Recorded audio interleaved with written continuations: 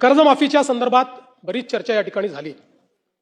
पहिल्यांदा तर अध्यक्ष महोदय, आपल्याला याची कल्पना आहे की कर्जमाफी हा एक परिस्थितीची आवश्यकता म्हणून आपण करतो। कुठल्याही कर्जमाफीने शेतकरी कधी श्रीमंत झाला नाही, तो होऊ शकत नाही। पण त्यावेळी शेतकऱ्याला क्रेडिटवर्दी बनवायचं, जेणेकरून त्याला सावकाराकडे जावं लागणार नाही, हे एक महत्त्वाचं उद्दिष्ट आपल्या कर्जमाफीचं असतं। आणि मी पुन्हा एकदा सांगतो की आम्ही विधानसभेच्या निवडणुकीच्या वेळी हा शब्द दिला होता, आम्ही कर्जमाफी करू। खरं म्हणजे आम्ही 2029 पर्यंत थांबू शकलो असतो, कारण सगळ्या निवडणुका जिंकलोय आम्ही, कुठल्या निवडणुका बाकी नाही आहेत। पण आम्ही तसं केलं नाही। आम्ही ठरवलं की शेतकरी अडचणीत असेल तर त्याला कर्जमाफी दिली पाहिजे, आणि कर्जमाफीचा निर्णय आपल्या सरकारने केला। आता याच्यामध्ये आपण काय काय केलं तर कर्जमाफी असेल, एकवेळ समझोता असेल, प्रोत्साहनपर लाभ असेल। खरं म्हणजे एक गोष्ट मला अजून लक्षात आणून दिली पाहिजे की या कर्जमाफीच्या व्यतिरिक्त दरवर्षी हे सरकार आहे महायुतीचं 25,000 कोटी रुपये वीज माफीचे देतं शेतकऱ्यांना। 25,000 कोटी रुपये दरवर्षी। हे पैसे भरावे लागतात, हे माफ नाही होत, हे भरावे लागतात दरवर्षी।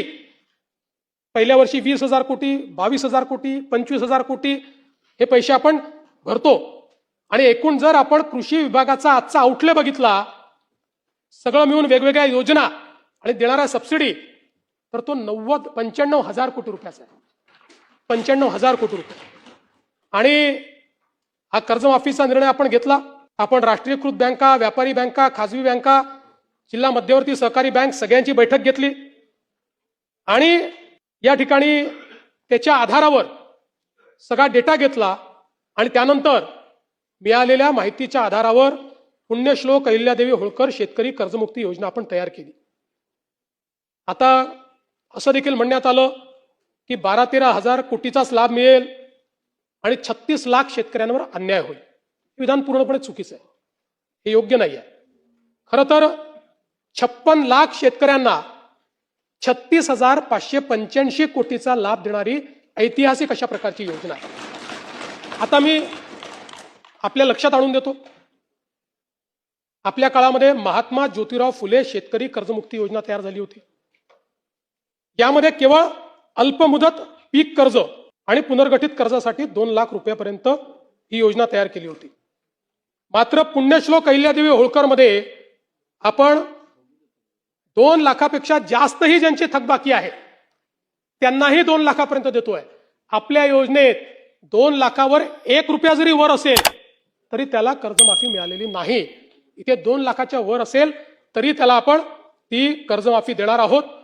आणि आपण जर बघितलं तर महात्मा ज्योतिराव फुले शेतकरी कर्जमाफी योजना जी आहे याच्यामध्ये 32 लाख शेतकऱ्यांना त्या ठिकाणी लाभ मिळाला होता। त्यापैकी बहुतांश शेतकऱ्यांनी पुन्हा कर्ज भरलेलं आहे, काही शेतकऱ्यांनी भरलेलं नाही। आणि म्हणून आपण ज्यावेळेस कर्जमाफीच्या संदर्भात निर्णय करायला घेतला त्यावेळी आपण एक प्रवीण परदेशींची कमिटी तयार केली होती, आणि या कमिटीला आपण काही लॉंग टर्म, काही शॉर्ट टर्म अशा पद्धतीनं काही सूचना द्यायला सांगितल्या होत्या। त्यामध्ये सूचना देत असताना काही लॉंग टर्मच्या दिल्या, काही शॉर्ट टर्मच्या दिल्या, पण एक गोष्ट प्रकर्षाने त्यांनी मांडली। खरं म्हणजे बोलताना रोहितजींच्या ते लक्षात आलं नाही, ते असं म्हणाले की नैतिकतेवर शेतकऱ्यांच्या प्रश्न निर्माण, नैतिकतेवर नाही।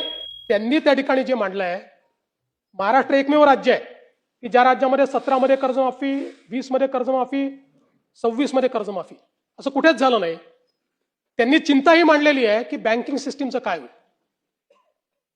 बँकेमध्ये कर्ज परत करण्याची जर म्हणजे असं एक शेतकरी प्रामाणिकच आहे, पण जर माहिती आहे की दरवर्षी सरकार करणारच आहे तर मग वाट पाहतो माणूस, कशाला भरायचं बाबा कर्ज, खरंच करतायत का हे। आणि म्हणून त्यांनी इन्स्टन्सेस मांडले आहेत की कशा पद्धतीनं बँकांची परिस्थिती खराब होते, आणि म्हणून त्यांनी हे सांगितलं की काहीतरी डिस्टन्स ठेवा।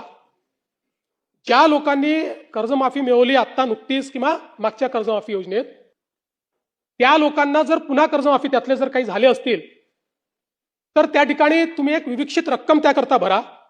पहिल्यांदा तर त्यांनी सांगितलं की तुम्ही त्यांना घेऊच नका, नाहीतर बँकिंग सिस्टीम कोलॅप्स होईल. पण मग त्यांनी सांगितलं की विविक्षित रक्कम भरा, काही रक्कम त्यांना भरू द्या, म्हणजे मग या ठिकाणी बँकिंग सिस्टीम चालेल. आता मुश्रीफ साहेब या ठिकाणी आहेत.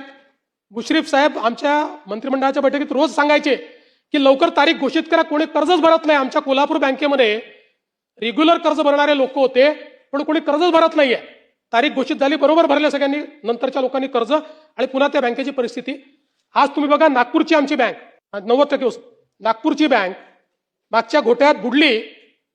आज शेतकऱ्यांच्या तुलनेत सगळ्यात कमी जर कर्ज कुठे मिळत असेल तर ते नागपुरात मिळतं, कारण बँक नाहीये. जिथे जिथे बँका बुडल्या त्या त्या ठिकाणी ही परिस्थिती तयार झाली. आणि म्हणून आपल्याला शेतकऱ्याला तर कर्जमाफी द्यायचीच आहे, पण सोबत बँकिंग सिस्टीम करता काही शिस्त लावणं हे देखील गरजेचं आहे. म्हणून अशा पद्धतीची शिफारस ही त्यामध्ये आली.